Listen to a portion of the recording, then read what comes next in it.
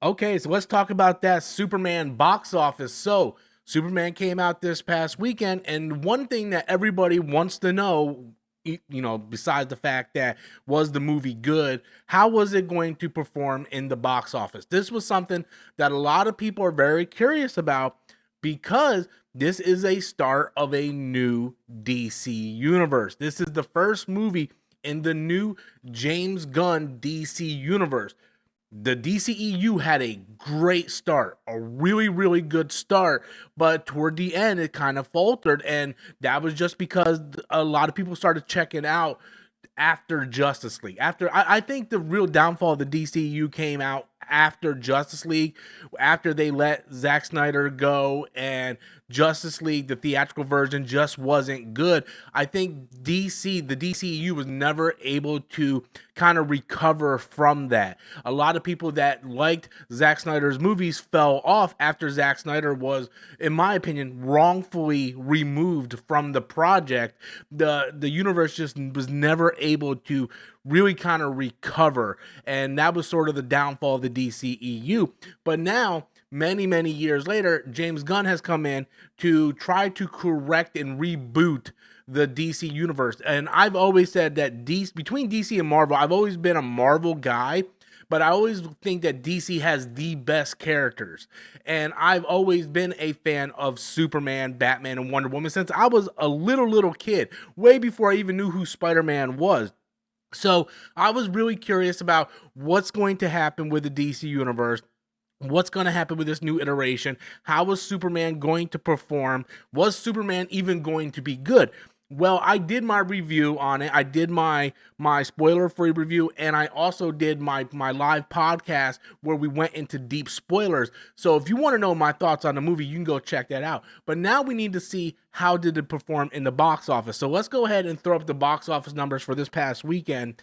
And it did come in at number one, which was no surprise. We knew Superman was going to come in at number one.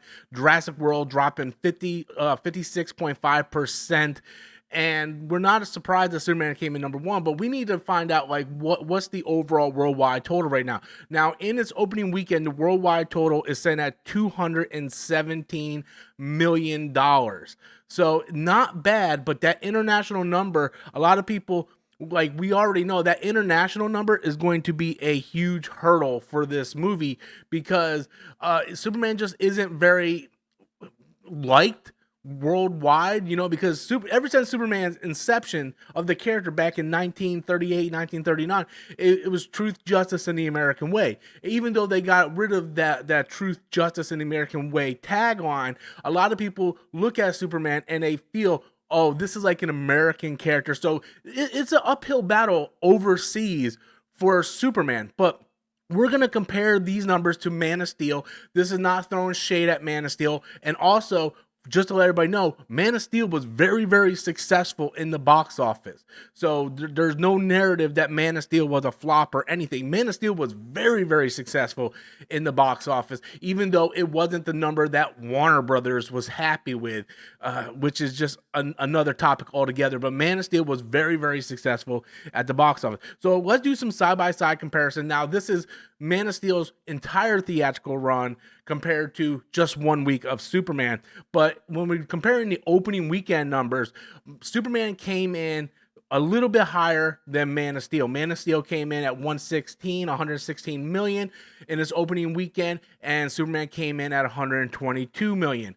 Now, there's some mathematicians out there already trying to adjust for inflation and all that, and it's weird because no one cares about inflation when it comes to movie tickets until they're trying to defend the movie that they love. Like, oh no, we're not going to sit here and allow Superman to make more than Man of Steel. We're going to adjust for inflation. People were like adjusting the average movie tickets to like $16 a ticket now, which I don't know where any movie tickets are $16 a ticket now, unless you're getting IMAX.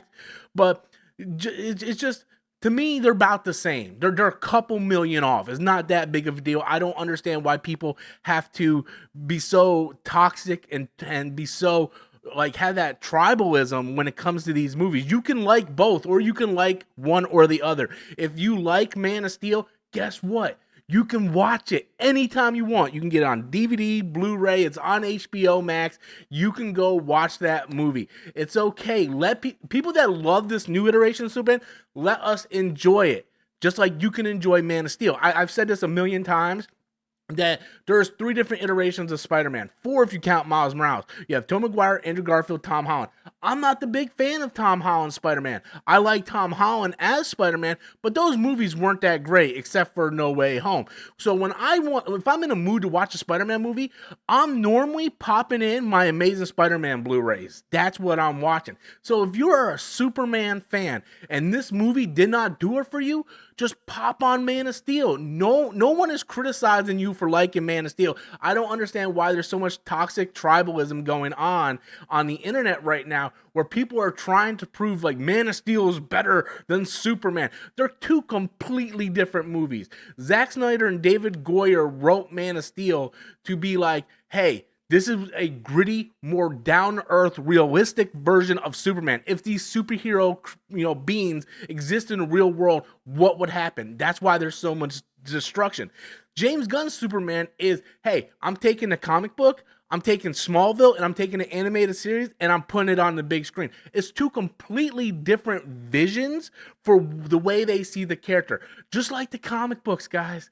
Just like you pick up a Superman comic, if it's written by JMS, it's probably completely different than Mark Waid's version of Superman, or Mark Waid version is probably completely different than Brian Michael Bendis. It's the same thing with Spider-Man, right? JMS's Spider-Man is completely different than Stan Lee's Spider-Man or Gary Conway's Spider-Man. I just don't understand the tribalism. What's so good to have all these different versions is that you can choose which version you like. I don't understand the tribalism.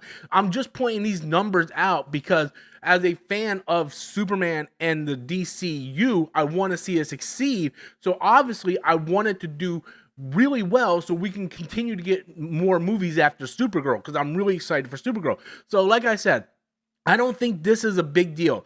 Comparing the 2 openings, it did slightly better. What, like maybe 5 million, 6 million better than Man of Steel? You can adjust for inflation if you want to, and I think it comes around about the same. I don't understand why everybody apparently is, mathematic majors and they're trying to disprove that Superman made more. Oh, we got to start putting inflation. Like, I didn't see anybody doing that for the Tom Holland Spider-Man with the Tobey Maguire Spider-Man. I think if you're doing that, I think you're part of the problem, guys. I think you need to maybe get some iced coffee, sit back, chill. I don't know, go find a spouse. If you like men, get a guy. If you like girls, get a girl, and maybe get laid or something. I think you should spend too much time if you're trying to like break down inflation just to say that my movie's better. Come on, guys. If you're a fan of the character, let people who loves the character enjoy the character. I just don't understand that. So let's go into the overall box office for both of these films. Now, like I said, Man of Steel did extremely well at 670 million. That is a phenomenal number. Now, DC and Warner Brothers wasn't happy with that number because that was a time where Marvel was kind of like shooting out billion-dollar films. And then we all kind of know what happened after that. Warner Brothers started middling with Zack Snyder. It's like, oh, you have to add Batman in the second movie, because we never got a Superman 2, because Warner Brothers wanted to hit $1 billion so bad that they forced Zack Snyder to incorporate Batman and Wonder Woman and all these characters in the second film.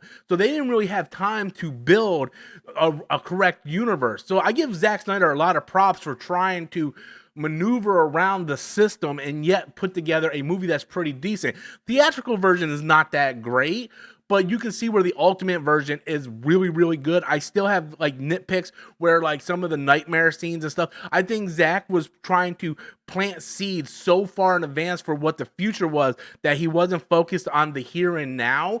And a lot of times Zack Snyder, his movies do get a little convoluted, but that's one of his downfalls. He does that with like a lot of his movies, but that doesn't mean the movie's not good. There's just some stuff about it that they could have easily they were trying to play catch up, and there was so much pressure on Zack Snyder to deliver this universe that, it's a lot of stress for anybody. And of course, we know what happened in his personal life, and then they used that as an excuse to like kind of take him off the project altogether. And we kind of know how that happened with Joss Whedon coming in and Justice League just being an absolute mess. But like I said, if you just watch Man of Steel, BVS, and his Zack Snyder's version of the Justice League, you have a great trilogy of films that you can go back and revisit anytime, and they tell one really fantastic story. So again, don't knock on the tribalism stuff. If you like those movies, you have those movies for all time. You can go back and put the Blu-rays in at any given time you want to watch it. But yeah, Man of Steel did really, really good worldwide. And you can see where the international number is at 379 million. You look now, again, this is Superman's first weekend, and it's got 95 million. So it's got an uphill battle to go. I think it's going to do okay domestically. It's probably going to come around the same as Man of Steel domestically. The international numbers is where it's going to kind of, it's going to be very, very, close to look at. I think Superman is going to have a lot of repeat viewings. For me personally, I did not see Man of Steel more than once in theaters. I have my issues. There's a lot of stuff I really, really like with that movie, and there's some stuff that I'm not a big fan of in that movie. But I did not see that movie more than once in theaters. I've seen it millions of times on Blu-ray when it came out on Blu-ray, and I really enjoyed that movie the more I watched it. Superman, I left with very, very like a smile on my face, just very hopeful, just very happy, a lot of joy. And I already booked tickets to see it again on Tuesday. So I'm already going to my second viewing, and I might go see it 3 or 4 times, because as someone who grew up in the 80s loving the Christopher Reeve Superman, this was a Superman movie that I have waited decades for. Absolute decades for. I thought the Brandon Routh Superman Returns was okay, but there was no fighting or anything in it. It was just a character piece. So to have James Gunn's Superman, this was the Superman that I waited decades for. This was the comic book come to the screen. This was parts of Smallville and the animated series, and all this meshed into one great movie on the screen. Do I think it's perfect? Absolutely not. And if you check out my reviews, I'll explain why I don't think it's perfect. But I think it's kind of funny how so many people are going out of their way to almost like dishonor is not the right word, but sort of just kind of like poo-poo the movie, to try to be like, you're wrong if you like this movie. This movie is trash. This movie is garbage. It's like they just don't like the fact that people who didn't like the last iteration like this one. And I just don't understand that. Like, I really just don't understand that. Like, I think there comes to a point where we as people need to mature. And if you like Man of Steel, great. You have that movie. You can watch it as many times you want. Let us have this movie. Let us enjoy this. And then 10 years, 15 years, when they reboot Superman again, then the people that would love this movie, let the next people enjoy that movie, right? Superman has always had a different life. Going back to George Reeves in Black and White, Superman has always had different actors and different iterations of the character, and different people like different versions of those characters. My mom grew up with George Reeves. My dad grew up with George Reeves, right? I grew up with Christopher Reeves. And now there's going to be a generation that grows up with this character, with David Cornsweet as Superman. So yeah, I think the box office overall is pretty good for Superman as a start. It came in at, like I said, 122 with 217 on its opening weekend. Doesn't really have much competition this coming weekend, but the following weekend we get the 4th attempt of Fantastic Four. So that's going to be very, very interesting, because we're going to have Fantastic Four. And Fantastic Four, like I said, is going to be the 4th attempt at a live-action adaptation of Fantastic Four. I have loved all the trailers for Fantastic Four, and I'm really excited for that movie, because I waited a long time to see a good version of Fantastic Four on screen. So it's very, very curious. We got a reboot vision of Superman going up against a reboot vision of Fantastic Four. How are they going to combine? Right now, Marvel is not in the best state. The last 3 movies, I think, flopped. The last 2 to 3 movies, definitely last 2. Thunderbolts and Captain America definitely flopped. But the last couple have really flopped and been financial failures for Marvel. Marvel's in a downswing.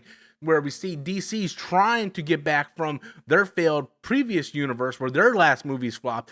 So we got two rebooted franchises for the most part trying to do well for their studios. I would like to see both movies really succeed, but we're gonna have that debate, that discussion all over online. Fantastic Four destroys Superman. Well, obviously Fantastic Four is gonna take the number one spot. Like, that's going to be a given. But you're going to see that all over the internet. Fantastic Four destroys Superman. Fantastic Four is better than Superman. The people that do not like this movie, that tribalism is going to kick in, and they're going to be like, oh, yeah, Superman's garbage. Look at Fantastic Four. It's just, I don't understand why we just can't like all things. It's okay not to like a movie. No one is telling, and that's the thing. No one is telling you you have to like this movie.